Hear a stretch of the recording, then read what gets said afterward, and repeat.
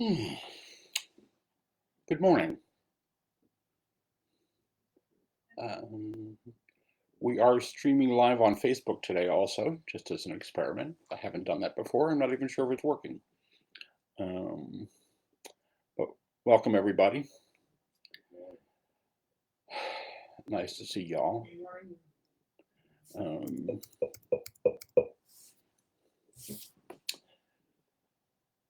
okay. Some people left their email addresses in the chat last week. I closed the chat before I saved it, so I lost them. So if you want me to have your email address and I don't already have it, feel free to put it in the chat.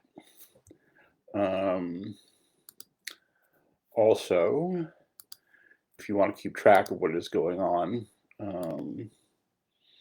with Indiana Insight Meditation and other activities, I have a Facebook page.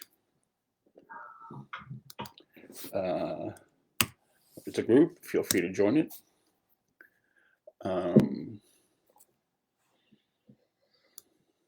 Because I'm going to be adding other groups probably one night during the week. So I'd like to talk a little bit about mindfulness and coming back. And then I'm going to lead us into meditation, and then I'm going to talk a little bit about mindfulness of thought and the nature of thought.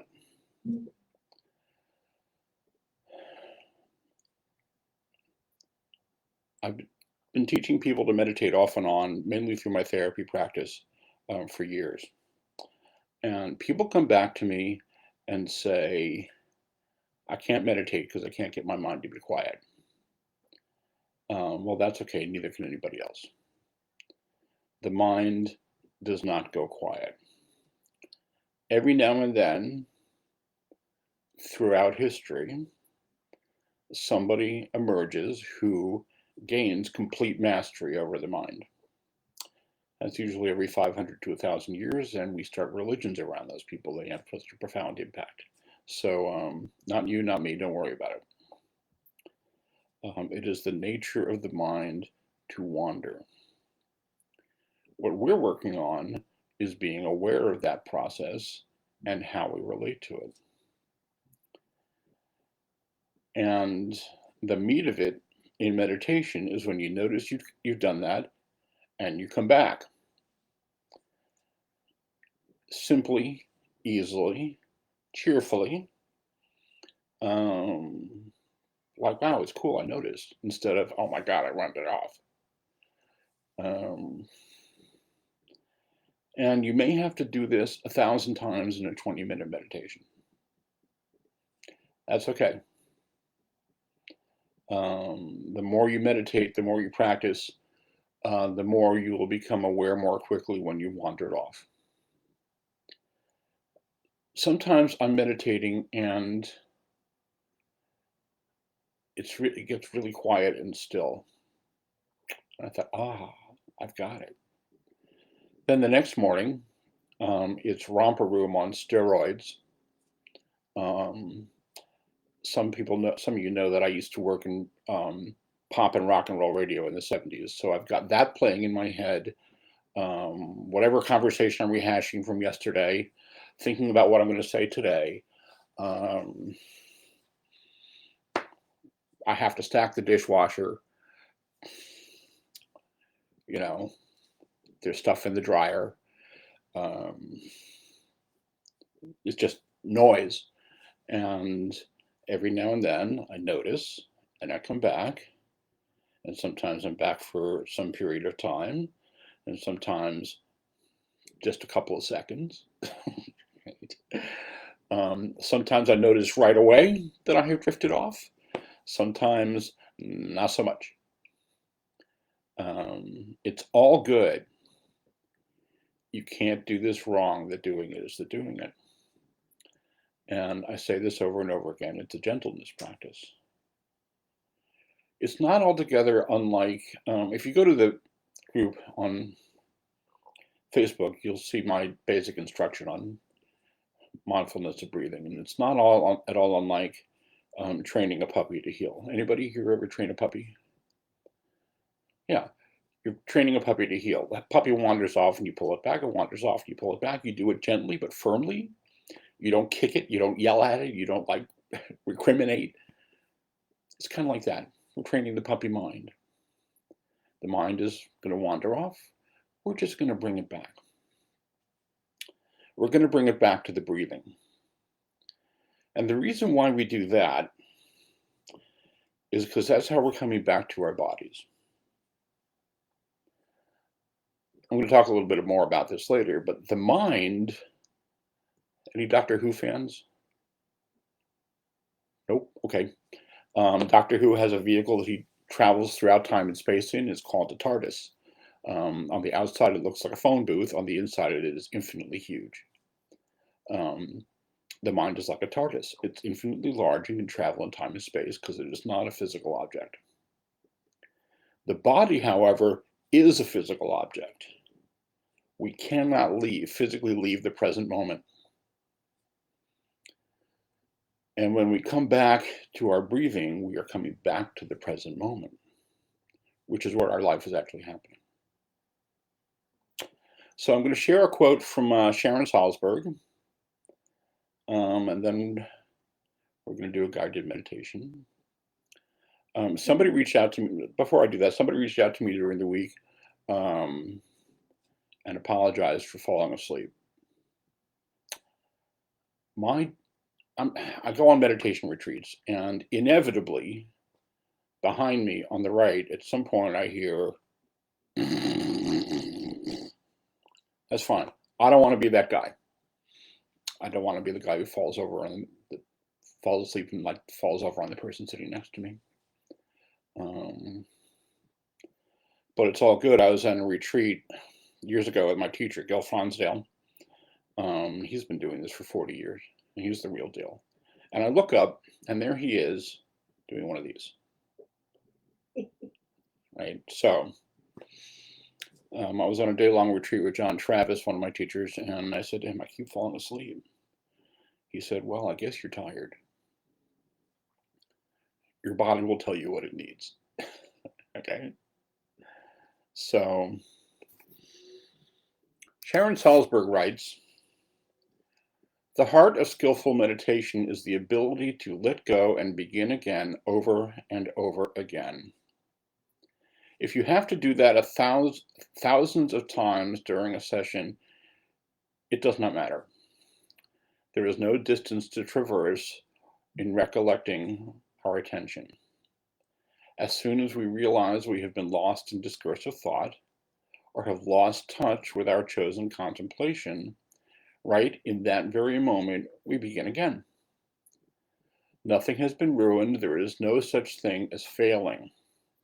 There is nowhere the attention can wander to, and no duration of distraction from which we cannot completely let go in the moment and begin again. So with that as a guide, I'm going to invite you to find your meditation posture. And that is a posture in which you are comfortable, alert, relaxed, not relaxed like in slouching, but relaxing your body. Gently close your eyes. Let your hands rest wherever it's comfortable. Some people put one hand in the other, palms up. Some people rest their hands on their thighs. During the course of this meditation, I'm going to invite you to relax varying parts of your body and mind. You may or may not be able to do that just by deciding to do it. That's okay. Just bring your attention. So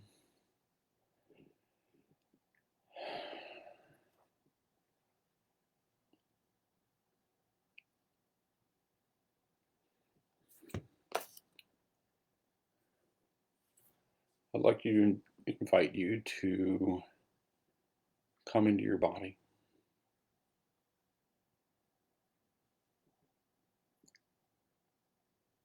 Notice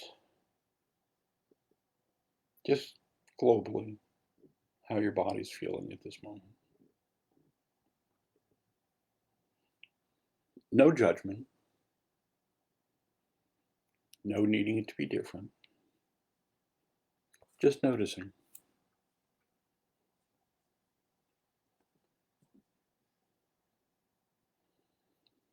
Notice the feeling of your feet touching the floor, the various touch points of your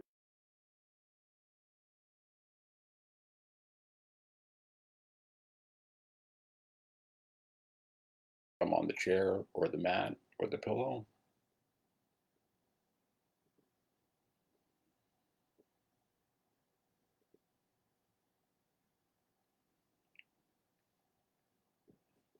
Notice the sensations of breathing.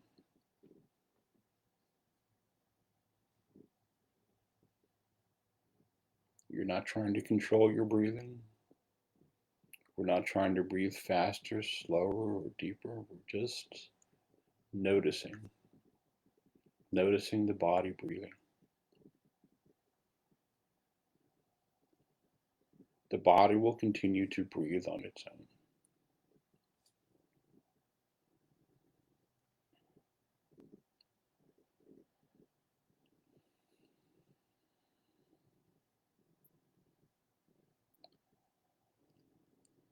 I'd like to invite you to take a few slow, deep breaths. And as you exhale, just start to relax the muscles around your face. Your face does a lot of work. It changes with your thoughts and your moods and your expressions. You might want to let your mouth drop open a little bit and just relax your jaw muscles and then close it again slowly.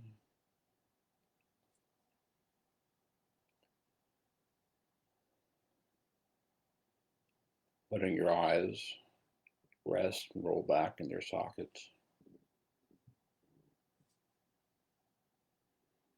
Unclenching your jaw.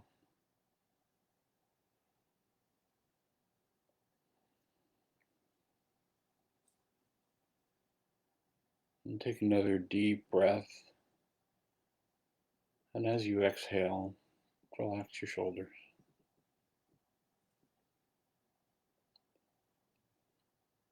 That may be a big ask for some people, but just bring your attention.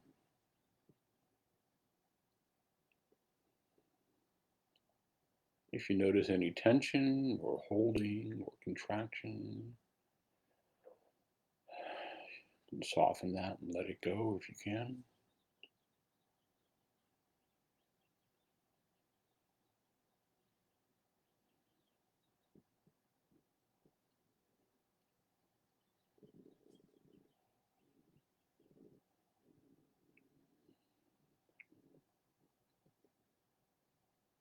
Relax your belly.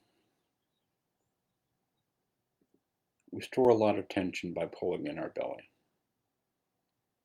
Just let your belly hang like it's hanging over your belt. It's okay. This isn't gym class or the military. We don't have to suck anything in except air. Just let your diaphragm relax.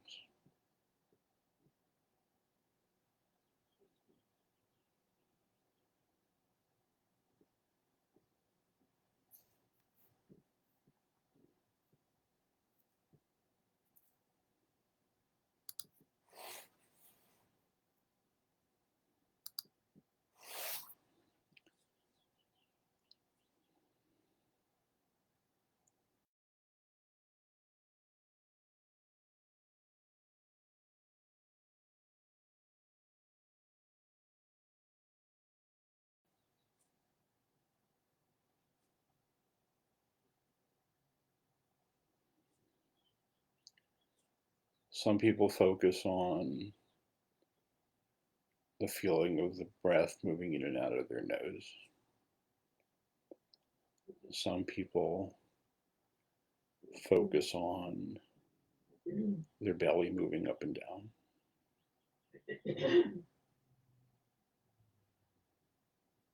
You're just letting your awareness and your attention rest on your breathing.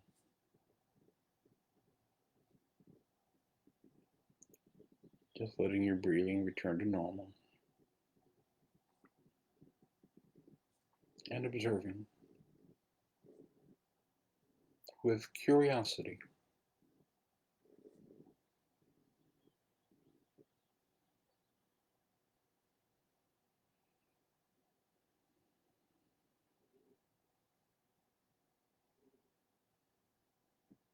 You're just letting your attention rest, letting your awareness rest on your breathing. The body is breathing itself.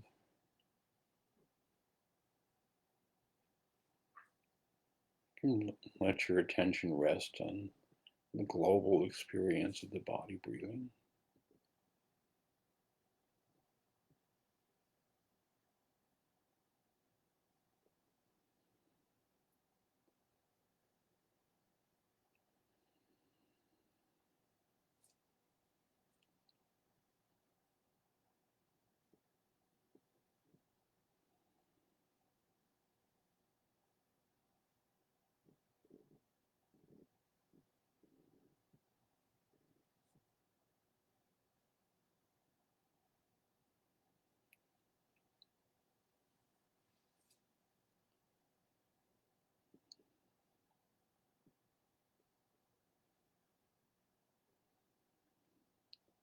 If your mind wanders off, that's okay. Just notice that and gently come back to your breathing.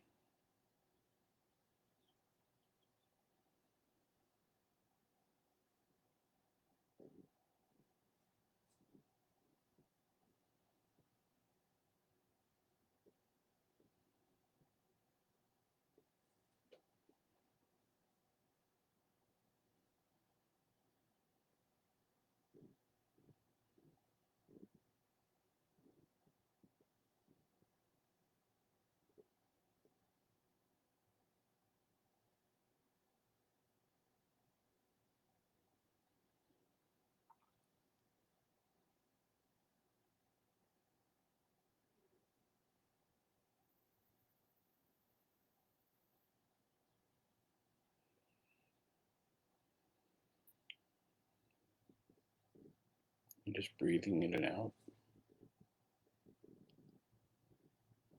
And notice the arc as you breathe in, your lungs expanding, your chest is rising. And notice where your in breath ends and your out breath begins. And the arc of the exhale, your chest and diaphragm relax a little bit. The air moving out.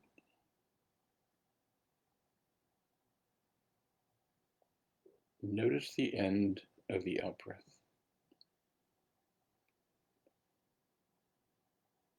Some people rest there for a moment, some people don't.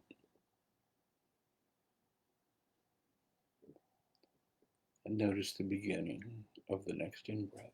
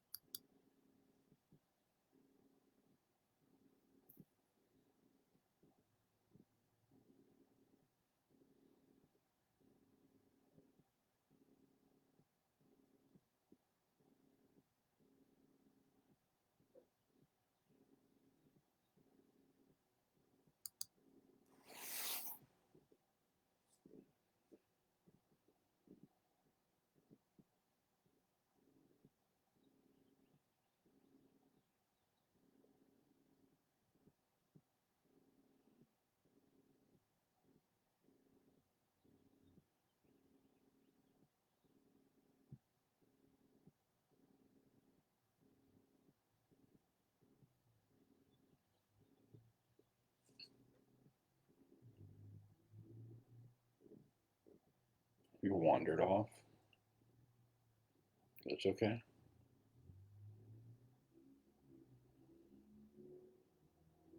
Just notice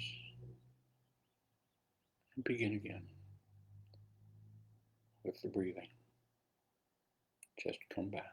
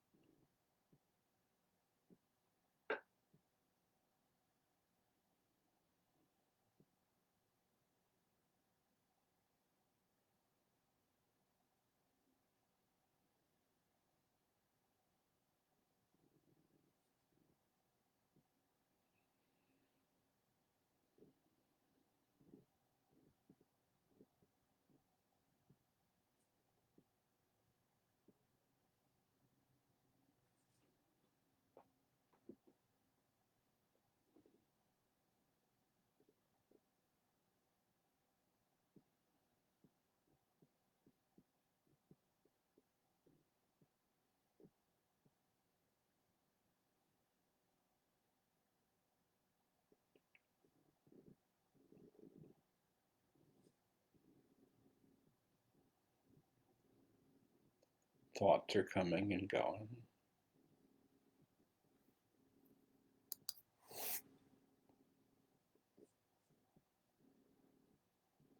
Thoughts are coming and going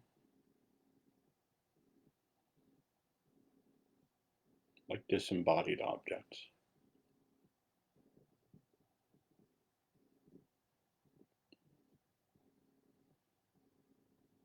Just begin again. Gently,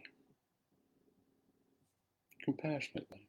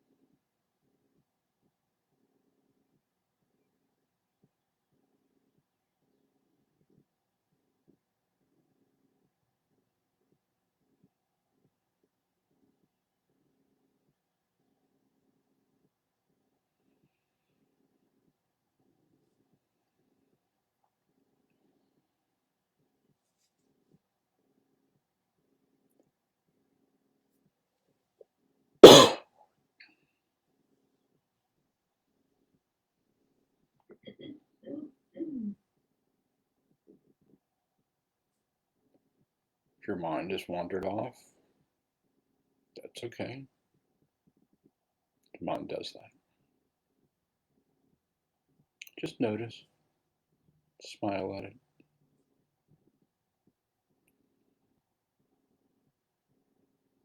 If you want, you can like internally wave at it like a train going by. Thoughts come and go.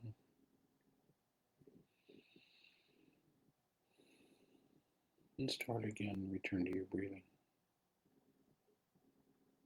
It's all good.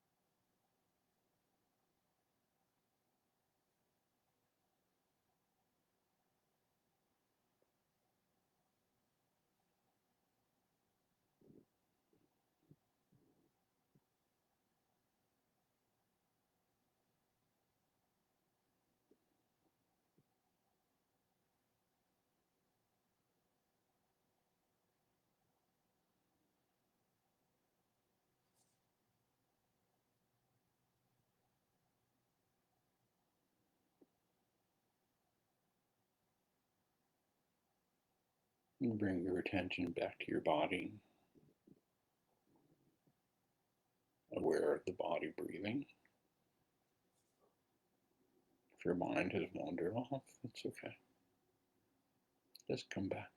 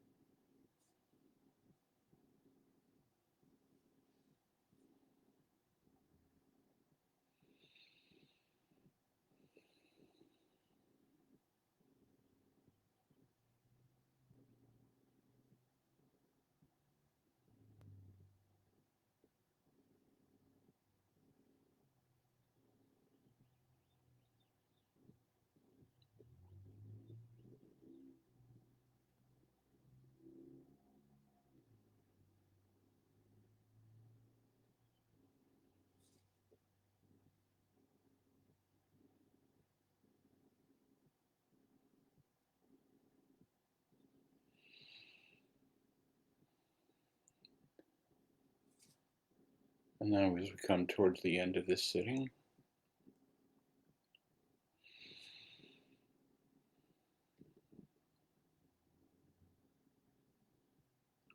I invite you to bring whatever peace or relaxation or centeredness that may have come to you in these minutes, and let that radiate out into the world around you.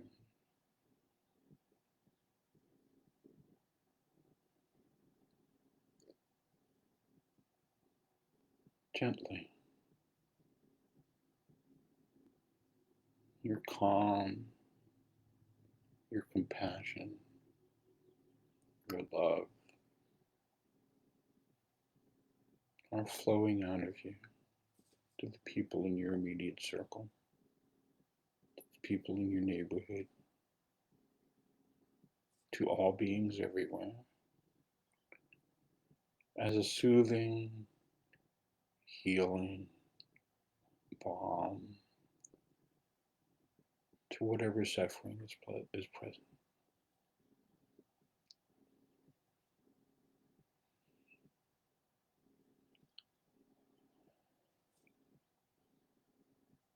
May the benefits and merit of whatever we have practiced here today be a benefit and healing for all beings everywhere. May all beings be happy. May all beings be well. May all beings be safe. May all beings be at ease and at peace and free.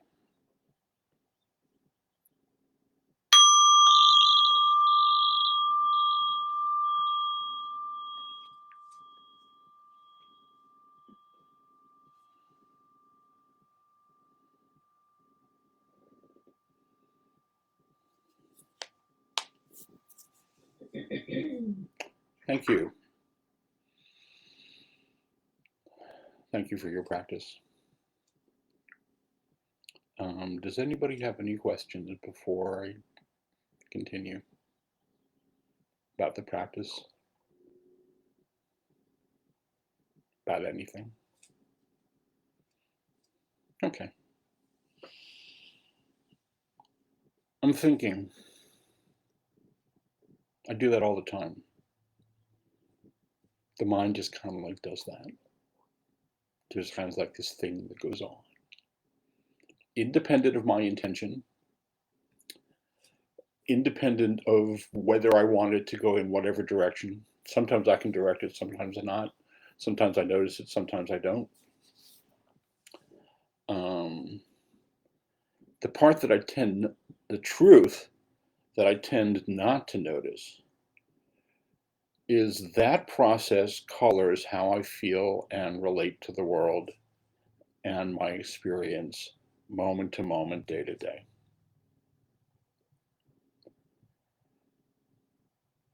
Our experience is in two parts. Here's what happens. Here's what we tell ourselves about what happens. These are separate. I don't think most people know that, but they are separate.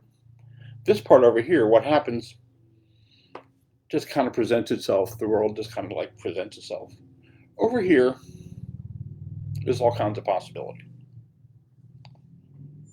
The Hopi Indians, when I was in grad school, and my first week in grad school, they had us read an article on decision making. And I actually have a takeaway from that I remember. The Hopi Indians believe that in every situation there's 88 possibilities. I don't know how they came up with that. I don't really care how they came up with that, but I like it. What I have decided to believe about that is that if you lay an 8 on its side, it's the symbol for infinity. So in every situation, there's 88 possibilities. They have a ritual where they will make somebody jump up and down on one leg until they can name all 88. Don't worry, I don't have the gall to ask any of you to do that. But if you decide to do that, I will come over with my phone and video while you name them all. Let me know. I'll be there. And I'll post it up on my Facebook page. So here's what happens. Here's what we tell ourselves about what happens. This is the thought stream. In the sayings of Buddha, the Dharmapada, it opens with a statement from the Buddha. We are what we think. All that we are arises with our thoughts. With our thoughts, we make the world. With our thoughts, we make the world. Here's an example. What am I doing? Anybody want to tell me?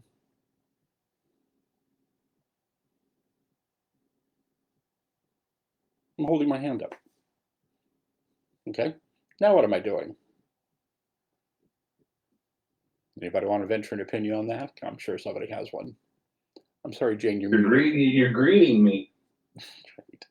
What I'm actually doing is I'm demonstrating that I have a tendon injury in this right here, this tendon right here. And there's a little tunnel here, like the carpal tunnel. And when I go like this, I have to physically go like this, right? Because there's a little carpal tunnel, and this is like a little bit inflamed sometimes, and it catches right there. So when I close my hand, this finger remains. So here's what happened. Here's what you told yourself what happened. What happened was I have this thing in my hand that's been going on for years. Jerry Garcia. Y'all remember Jerry Garcia? Yeah. He held his pick like this. And there were a whole bunch of people who used to think that he was like flipping off the audience. And he wasn't even aware of it. Here's what happens. Here's what we tell ourselves about what happens. We can change that any time. This piece over here on this side, where you decide that I'm not actually flipping you off, I'm just showing you my hand. You know, I used to work in newspapers, and it's a leftover ergonomic injury. So if you listen to the thought stream, it has certain qualities to it. It's worth paying.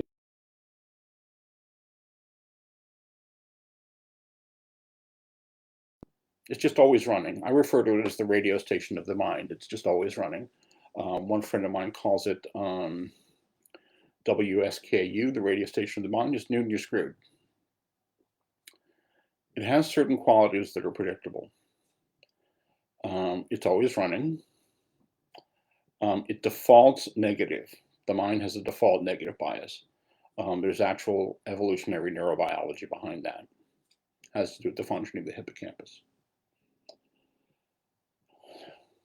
It is almost never in the present moment. It's always like going off in the future, usually predicting some sort of disaster, or in the past telling you should have done it differently. And it can't stay on one topic for more than a second or two. It's always flitting around from one thing to the next. All this is okay. There's no reason to judge this. This is just what it does. This is why some people refer to it as the monkey mind. I don't know if you've ever been around monkeys or went to India. There's lots of monkeys. Monkeys are constitutionally incapable of being still. Monkeys are in motion all the time. So this is the monkey mind, and it has a couple of other qualities. One is that it would have you believe it is all of who you are, by nature of it being the loud part of the mind. But it's not. It's just a thing that the mind is doing. Thoughts are like little bubbles that float around over the space in which they're moving.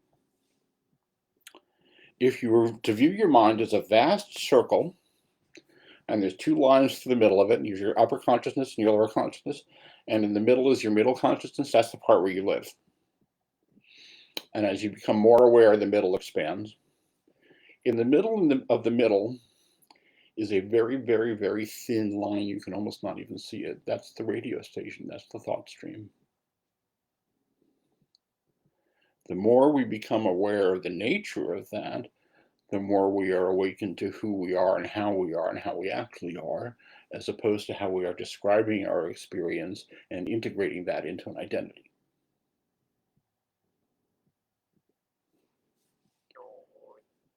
With our thoughts, we make the world, which means we can make the world anything we want it to be. I'm meditating the other day. My neighbor across the street is mowing his lawn. I have a thought that says, oh, how inconvenient. Oh my God, right? I can shift that to, oh, my neighbor's mowing his lawn. I'm just sitting here. It's another thing to be mindfully aware of. Some people think you really need a silent space to meditate. I've been to Bodh Gaya, India. India is not silent. Okay. So I can construct that into some version of, oh my God, how am I supposed to do this? To, oh, okay, this is it. It's all right. The other thing I wanted to say about this is I've done a lot of work with people in chronic pain.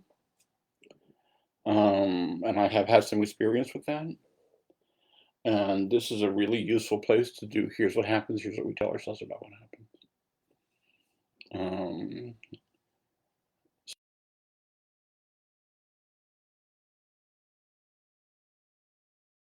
I injured my leg some weeks ago.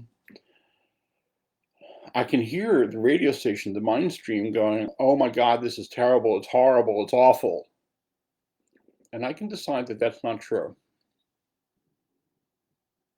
And if I take that piece and set it aside and just sort of look at the physical experience of what I'm experiencing pain in my leg or anxiety. It really is a somatic experience. It's a body experience. And the more I separate the, oh my God, from what is actually happening, substitute a different narrative, something like, I'm just having this experience, the easier it is.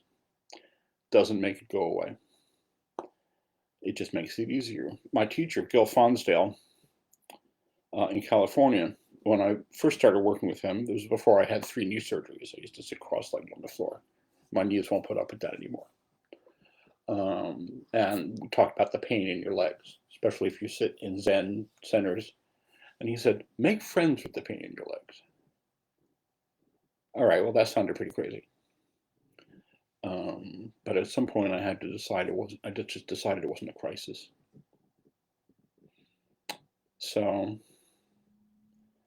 it's an opportunity when you notice that, and this goes back to something I read from my friend Jeannie DePro last week. We practice this. We're not going to learn it. I've been meditating for 30 years. I don't actually know how to do it. I'm just practicing. They asked Shostakovich why he practiced 8 hours every day, and he said, well, I might be learning it.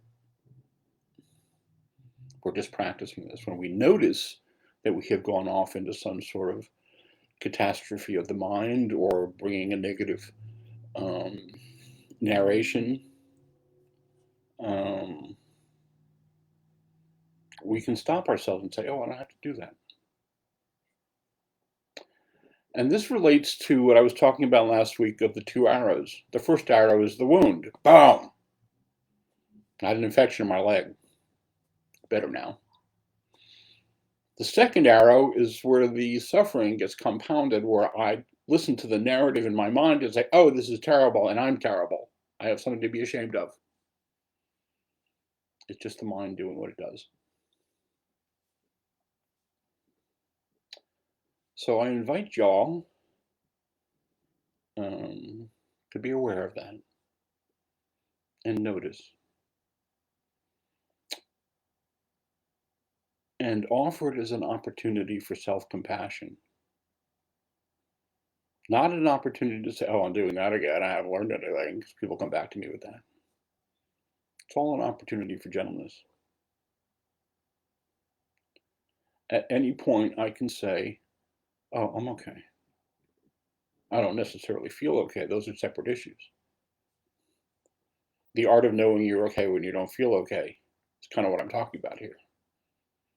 How I feel and how I am are not necessarily connected, except in the way that I describe them. So I invite you to explore a more gentle voice.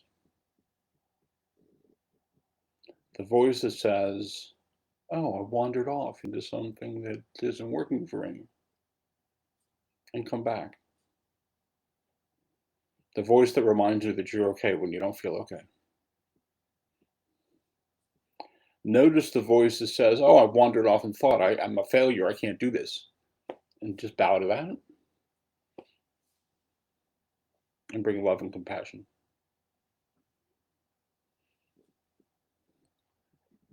Questions about any of this? Thoughts? Ken, you're full of it? I know that I'm not completely full of it because my eyes aren't brown. It's only up to here. Why don't we sit for another minute or two and then we'll bow out.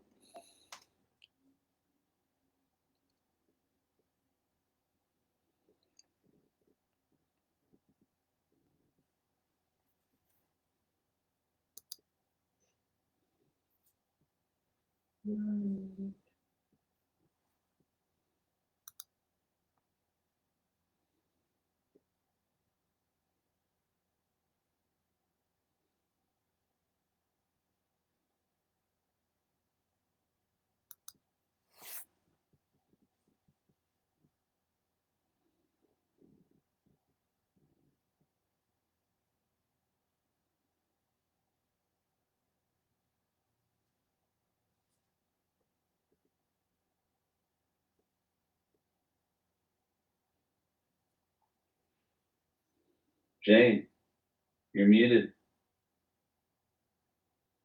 Am I muted this whole time? Yes. Oh my god.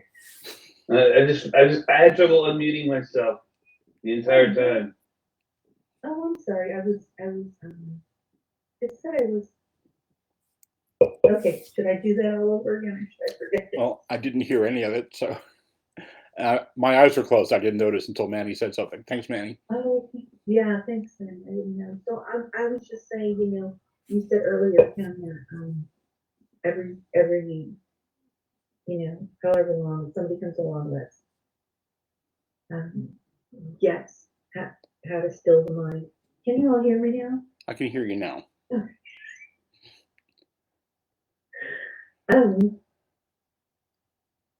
And then we build religions around them, which is funny because that's what we do.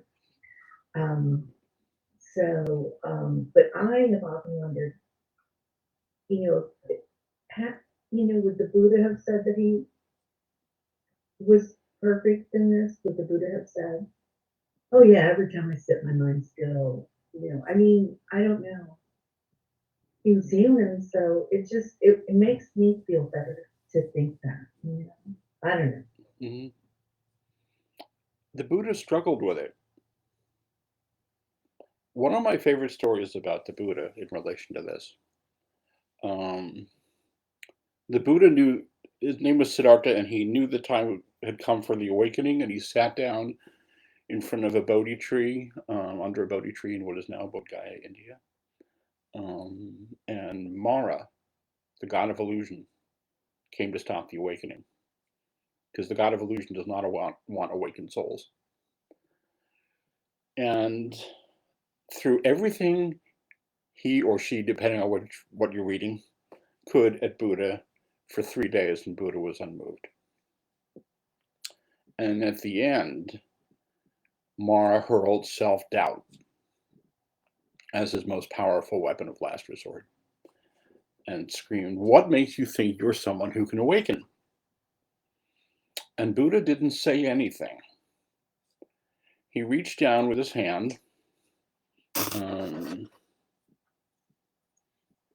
as you can see here, and simply touched the ground as if to say, just because I'm here, and he was awakened at that moment. Self-doubt.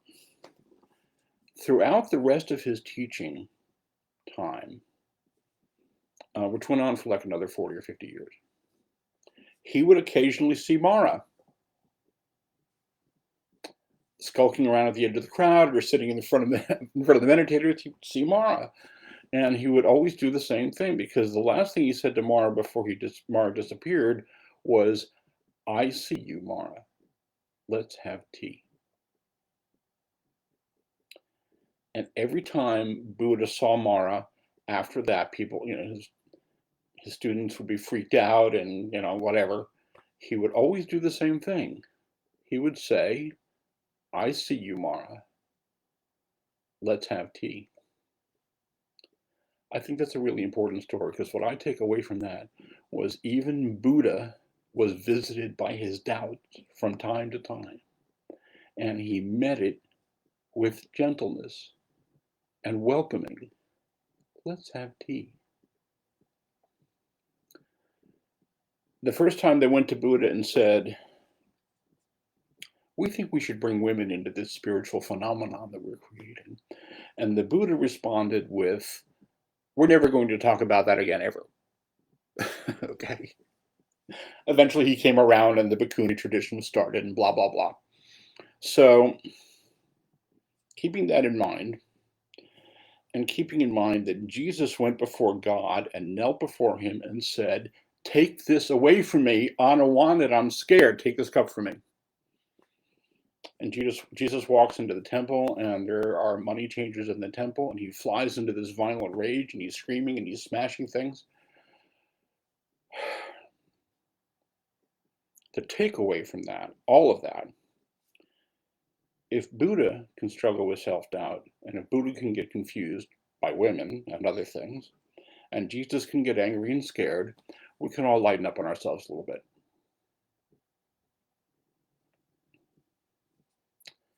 They gave us permission to be okay when we're not feeling like we're okay.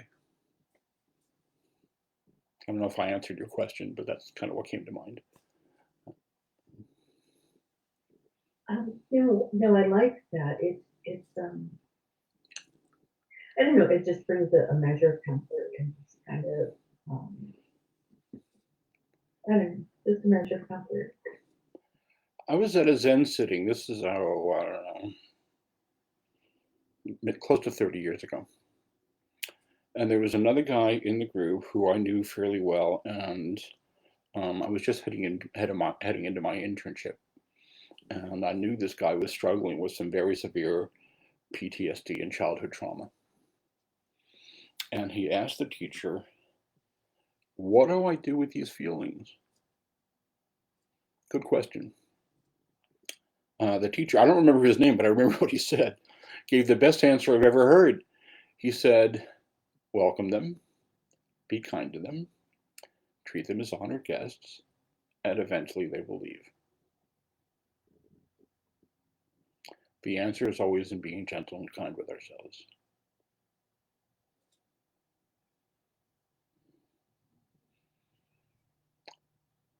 Anything else? Anyone else?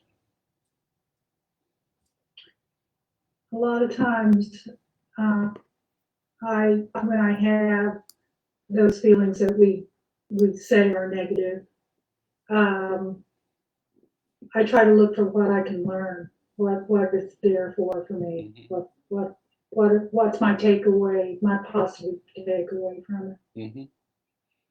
Sometimes the takeaway is just self-compassion. Mm-hmm. Yeah. I had a situation go down over the summer. I was diagnosed with a fairly serious kidney issue. And I had about 3 months to do what I needed to do to turn that around, before having to go on dialysis and wait for a transplant. Don't worry, I'm not going to ask any of you for a liver, or for a kidney. Maybe you, Jill. I really like you. Oh. I had to, part of that's when I really leaned into my mindfulness practice a lot. That's when I started meditating online with Gil Fonsdale every morning. That's when I started meditating for another half hour every night. And I'm still doing that. Because one of the things I really needed to do was notice my narrative that was going along with that. The narrative was not serving me. It was just adding more tension.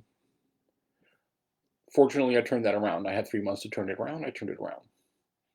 I'm not going to need a transplant, but I've had to make some serious changes in my life. And that is all about what I tell myself about that. Sometimes I feel like it's a pain in the ass and I'm inconvenienced and I don't like it. So what?